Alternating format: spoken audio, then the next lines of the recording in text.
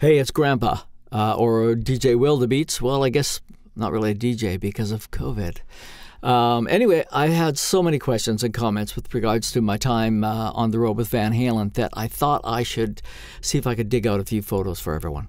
The response has been really awesome, and even though it's before the Ice Age and I can't believe anybody is really interested, I'm happy to share some of my experiences. And so I dug up some old photographs. And I'm going to walk you through them and tell you what my year with Van Halen was like. Well, here we go. I'm not going to rehearse this. I'm not going to edit it. I'm just going to look through these photos and tell you what I remember. I'll tell you the 5150 tour, which was 1986, was a very, very big year in my life, and I spent the whole year on tour with Van Halen. It was their first album with Sammy Hagar. So they had no idea how they were going to be accepted by the fans. And I was playing keyboards with a band called Bachman Turner Overdrive from Canada. We got asked to open a few dates on the Van Halen 5150 tour, and we were just blown away. But next thing you know, we were on an airplane for Shreveport, Louisiana. So here's a shot of the arena, or whatever it's called, in Shreveport, Louisiana. We had a few days of rehearsals here, and this is a really rare image. It's Van Halen rehearsing in an arena that's normally for 12 or 20,000 people, and there's nobody there. They were just rehearsing with the tech crew, the sound and lights, monitors, getting everything together. So that was quite a trip to get to see them every day. This is one of the outdoor dates. I can't remember. I think this one might have been Boulder, Colorado, Folsom Field or whatever. Really great. Lots of great outdoor shows. Sound is always better. This is me playing keyboards at one of these shows. That was what I was doing in that time, is being the keyboard guy in Bachman Turner Overdrive. I was playing a lot of piano parts, like Taking Care of Business, and some vocal samples. In front of me, you can see a guitar player. That's Leslie West from the band Mountain. He was touring with us, because we had recorded a version of Mississippi Queen. So here it is, the Texas Jam, 1986, the biggest show of the whole year. I don't know what it was, 70, 80,000 people. It was a crazy event. There's the list of bands there. BTO was the opening band, like we were the lowest on the totem pole, and it was a trip, I gotta tell you. You can see the people there. When we went on, there were about 64,000 people there, I think, and it was crazy. About 100 degrees in the sun. After us was Loverboy, and you can see Mike Reno there, center stage. I know these guys really well, so got a couple shots of them here. So there's Scotty Smith, the bass player on the right. He's dead now, unfortunately, fell off his sailboat and drowned. And Paul Dean on the left, playing at the Texas Jam. Loverboy is a Canadian band, very good friends of mine. There's Mike Reno.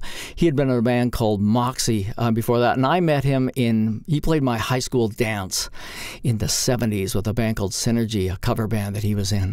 So I know these guys real well. There's Paul Dean. He had been in a band called Scribble O'Kane, Great Canadian River Race, and then Streetheart. Did really well with Streetheart, then he got fired, and he started a brand new band with that same drummer just beside him there, Matt Frenette.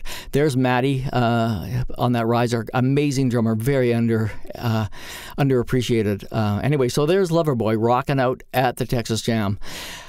It was a crazy day for me, and I'm going to tell you why. First of all, it was hot. It was a lot going on, but I have been playing keyboards with BTO up until this point. And there's another shot of Loverboy. And the day before this, a bunch of the bands were playing baseball against a bunch of radio DJs to raise money for cancer research. And our drummer, Gary Peterson, who had originally been in the Guess Who, hurt his leg and couldn't play. So 15 minutes before we went on stage, Randy Bachman asked me if I would play drums. There's me on drums. I didn't even have proper clothes on. I went out, tried to change his drum set and make it comfortable for myself, and to go out and play with no rehearsal in front of like 60-something thousand people. But I had originally started with BTO as a drum roadie, so I knew all the songs inside out and backwards. I'm a drummer. I had been a drummer since I was a little kid. I had just been playing keyboards with BTO, triggering vocal samples and playing guitar parts and piano and stuff. So there I am, playing with no rehearsal, a 35-minute show with Bachman Turner Overdrive at the Texas Jam. It was the most memorable day of my life. And there's Timmy Bachman, Randy Bachman, and me on drums. A little out of focus there, I'm afraid, sorry. At the Texas Jam. So here's a shot of I went and walked around with my camera. I just couldn't believe, I had never seen anything like this amount of people. It was a crazy day. Anyway, there's Leslie West. As I said, he was doing some dates with us because we had recorded Mississippi Queen, one of his songs, on a BTO album. So he came out on tour with us to see if it would work, and it didn't. There's me playing drums. Back, once again, 1986, many years ago. I am 1,000 times older. Playing some AOT drums, Ludwig snare drum. This is at BC Place in Vancouver. The pillow dome kind of roof, and you can see the network of lighting and trusses. There's me, Randy, Timmy Backman, whoever's driving us backstage at BC Place in Vancouver, getting ready to go out and play for... That was our hometown, so my mom was in the audience. There's some of the explosions going on during the Van Halen show. That's at BC Place as well. You can see the lighting system they had. This was before the smarter lights that changed color, so there's a lot of lighting. There's Timmy Backman, Randy Backman, and myself on drums, rocking out, 1986, opening for Van Halen. We did every show. We did a 35-minute set. So this is Canada's Wonderland, or whatever it is, outside, one of the first outdoor venues. And there's a sound check with Sammy Hagar and Eddie Van Halen, or Edward, as he preferred to be known that day. The two guys in the audience, the one on the left is Talmadge Backman, who also had a pop kind of career of his own, Randy's son. Once again, there's Michael and Sammy chatting on stage at Wonderland. That's in Toronto. There's Edward on keys, for the one big hit from that album. With that big opening, and I'm sure everybody knows it. Let's see what else we got. A close-up of Edward doing his thing, just being fucking brilliant every second, every day, every show. Week after week, after month, I was always blown away to watch this show because it was so dynamic, so amazing. They're the guys, this is just, I think maybe at the beginning of Michael's bass solo. He'd always have a hit of Jack Daniels or whatever and then beat up that crazy bass. There's my laminate that they made for me for fun. My name was Billy at the time, and they called me Billy Overdrive instead of Billy Chapman. I thought that was kind of funny, and I just found that laminate recently. So this is up on the catwalk, up above all the lighting. This is something that they had designed and used for this tour, and so partway during the show they go up there, and I think they just did one song, but it was pretty cool for the audience to see something different. Okay, this is the guy that did their pyro. What a crazy guy he is, and I loved him dearly. He always had done their pyro. As a matter of fact, I remember him telling me a great story. He had always done all the pyro for Kiss, and he told me that he used to talk them up and say, "Ladies and gentlemen, are you ready for the greatest band in the world? Piss." And for years, he introduced them as Piss. Anyway, there's on the right is Ed Leffler, the manager, and as you can see, Alex Van Halen. That manager left. He had been with. Okay, there's Michael Anthony, his wife Sue to the left, and on the right is Laura Donna, the office manager, who was a huge fan of Bon Jovi and didn't think Van Halen was that great. Okay, so there's Alex and me. It's a birthday party. I've got stupid things on. We're eating pie in the back room. He was so kind to me and just awesome. Here's a black and white shot of those guys just rocking out big time. Boy, that's, yeah, it's just, when you look at these and you think about the energy in the audience and you think now during COVID, people can't gather. There's Ed Leffler again. Okay, so he had been Sammy's manager for many years, and when the whole band kind of left with Diamond Dave, he came with Sammy, and they took over the band basically and ran it. There's Edward, beautiful and brilliant and crazily talented and just smiling and gleaming. And there he is again. Once again, I just can't say enough about this man. He was so nice to me and kind, and we jammed a few times, and I have been a fan since their first album. So there you can see, this is from Backstage. Those white things up at the top are places where people sit and operate follow spots. And I just thought this was kind of an interesting point of view. This, again, is the guys rehearsing, and they're just up checking all the wireless systems and how they're going to walk around, because you're walking around over all these people, but you can't see at night. This is another show, and this is Valerie Bertinelli up there with Edward walking around. She'd come to visit the set one day and wanted to see all the crazy things that were going on. For some reason, I can remember this was Indianapolis, Indiana. There's some of the trucks from the Van Halen crew. Trucking company, Tramp and his guys. So this was in Detroit. We came off stage, and Burton Cummings there in the white came up and sang a couple of songs with us. He originally had been with Randy Bachman and the Guess Who, as you might know. And so he came up and did American Woman and blew everyone's minds. Some of Edward's guitars. I showed some of these shots before, but most of these shots have never been seen by anyone. They've never been posted. They're just ones I took, so I wanted to share them with everybody. Here's me backstage, Rochester, New York. Edward let me just check out one of his guitars, and it was just a thrill to be there holding it. So I don't know what else to say. So this is Ed Leffler. I think it's his wedding. This was at a Marriott hotel or something while we were on the road somewhere in the Northeast. So there's the guys in the band, Ed and his wife hanging out. So there's a little bit of an insight back. There you go. Alex Van Halen in a tie. So you thought you'd never see that, right?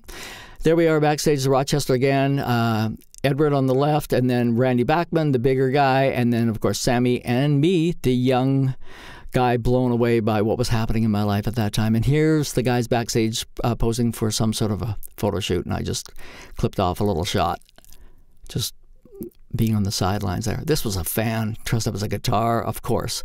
And look at that. Is that amazing? I mean, we'd see things like this every day. Like, they had such an amazing fan base. Very impressive. That's my wife in the purple jacket between Sammy and Eddie. And I brought her out on the road for a few shows. That was in Chicago, this one. And they were kind enough to take me out for a photo. There's me. I like this shot because you can see the crash cymbal on my right. There's a bunch of chunks taken out of it where I've ripped it and haven't fixed it. On the right, far right, is my stick bag given to me of Ray Ayotte drums. And on the left, there's a recording studio, a playback of the backing tracks. There's Eddie and Valerie Bertinelli on their anniversary. And the road crew had bought them matching Halliburton suitcases. I don't know, just one of the laminates that I found in my bag of tricks. Most of the stuff I've actually just found and given away, as well as my tour jackets and everything, because I just figure other people would appreciate them more. Once again, there's Timmy, and you can't see on the far right, you can't see him, but that's when Leslie West was with us, me on drums. What do we got here? Backstage, limo pulling in, Randy Bachman. Backstage, just wanted to give you a little shot of what was going on at that time. I guess I should have had video. There's my spare bass drum head backstage somewhere where we were setting up.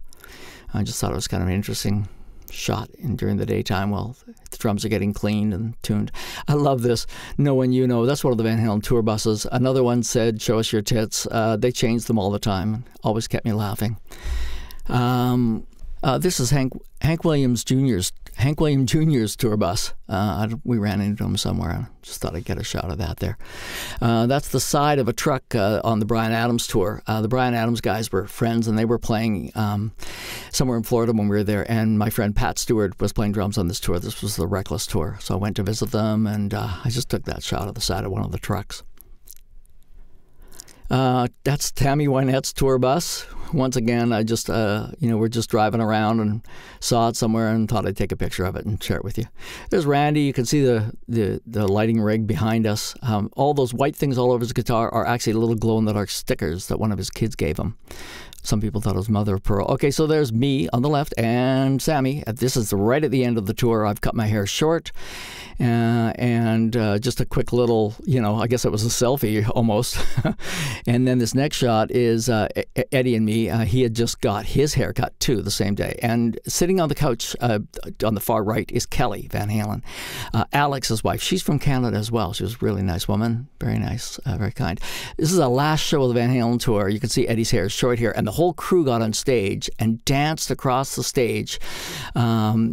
Everyone in the Van Halen crew and the BTO crew, just to surprise them, just as a little kind of, yay, we made it 108 shows or whatever it was. Kind of funny. And you could see they were all quite surprised by it. It was a pretty trippy little thing for sure. And what I'd done is the day before, this is me with a Hermit Mask that I bought in Sausalito on a day off because the shows were just outside San Francisco. So I put that on stage and I went up like this. You can't see, but I'm holding a cane and I'm pretending to be Eddie, and I'm like tapping and doing like and Eddie, you can see he's laughing and smiling, but he had no idea who I was. Anyway, I just threw these in there. This was the next tour, the Monsters of Rock, or Hamsters of Rock, as they called it. That's Rob Kern, the world's most awesome drum tech. He had just joined Van Halen. I think he'd been working with like Crocus or something. He's from Sweden. He had joined on that Texas Jam Date. He was a really awesome guy. I think he's still with them all these years later. Anyway, that's what I remember of 1986 and my year with Van Halen. Hey, I hope you found that interesting. Thanks so much for listening. Hit the subscribe thing or whatever if you want to see more, and hopefully I'll come up with something else that will interest you. Thanks so much.